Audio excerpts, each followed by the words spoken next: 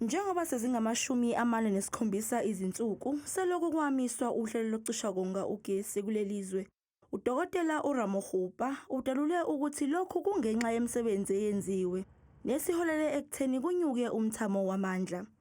The energy availability factor of Eskom has breached the 70% mark. So we're at 70.78. That's significant. The last time we achieved this was in August 2021. Ngenxa yalokho muncane udizili osetshenziswayo ukuphehla ugesi. And as a result of this improvement, it means that there is little reliance on the open cycle gas turbine.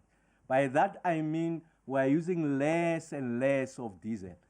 Kodwa usemkhulu umsebenzi okusamele wenziwe ukulwa nokucishwa kogesi. We are not necessarily out of the woods yet.